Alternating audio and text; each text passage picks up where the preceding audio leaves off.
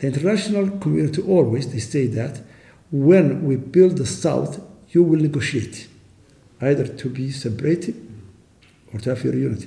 But now, one part of the union is paralyzed. And I think it's unfair. Det internationella samfundet försökte bygga en stat i Somalia men misslyckades.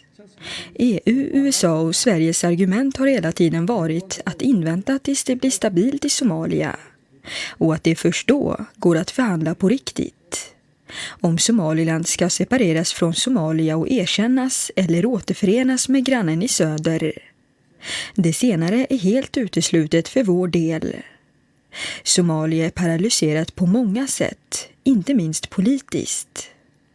Jag tycker att det är orättvist att det internationella samfundet värnar mer om Somalia än om folket i Somaliland som levt under förtryck i över 30 år.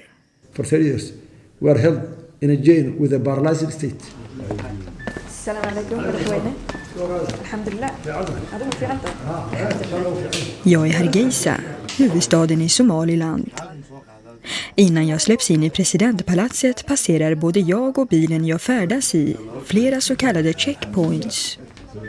Jag slussas igenom olika rum innan jag släpps in i presidentens kontor. Utanför står beväpnade säkerhetsvakter redo att gripa in när som helst. Somaliland är den självutropade staten i nordväst som inte är erkänt av något land i världen. Landet är osynligt på kartan och betraktas officiellt som en del av Somalia i söder. Men har de senaste 30 åren fungerat som en stat. Med eget parlament, valuta och institutioner.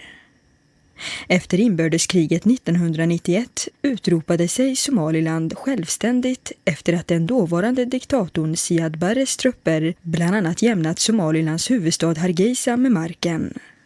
Sedan dess har relationen mellan länderna varit minst sagt ansträngd. There was a dialogue between Somalia and Somaliland for the last 6 years. They were failed. They are preparing to again to start the dialogue between Mogadishu and Hargeisa. Under de senaste 6 åren har olika nationer försökt medla mellan oss utan att lyckas. Senast i raden var Turkiet. Även Afrikanska unionen vill ta på sig en medlande roll. Men vi befinner oss i en inledningsfas nu, säger president Muse Bihi, som pekar på flera svårigheter i kommande förhandlingar med Somalia. Till exempel att president Mohamed Abdullahi Farmajo inte tycks ha kontroll över hela Somalia. Whom can I have a relation with? The president of Puntland, or the president of Mogadishu, or the president of Kismayo? 5 presidents. I don't know. Who can I have a contact with him? Vem ska jag förhandla med? Centralmakten i Mogadishu eller de olika självstyrande delstaternas presidenter? Det internationella samfundet har förvisso erkänt Farmajo som Somalias president. Men han skyddas ju själv av Afrikanska unionens trupper och kan inte röra sig fritt då risken för terrorattacker från Al-Shabaab är överhängande. Somalilands president Muse Bihi beklagar att landet ofta blandas ihop med Somalia.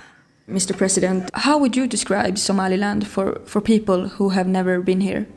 The Swedish people, whenever they hear the word Somali, they think about explosions, terrorists, extremists. När ni svenskar hör Somaliland tänker ni säkert på explosioner, terrorister, extremister och pirater. Vi delar bara samma religion och kultur med Somalia. Det är allt. Här kan guld säljas på gatorna utan risk för rån. Och växlingskontoren fritt bedriva sin verksamhet utomhus. Det visar hur säkert det är här, säger han. And even, as you will see by your own eyes, you will go to the main city and you will see even the gold, every type of money is in the streets, in open streets. Jag frågar honom hur Somaliland lyckats behålla freden under så lång tid. I en region som annars varit orolig med bland annat attacker från terrorgruppen Al-Shabaab i söder och de etniska motsättningarna som blossat upp i grannlandet och den regionala stormakten Etiopien. Där väpnade falanger från olika folkgrupper strider mot varandra. Vår fred är uppbyggd av folket.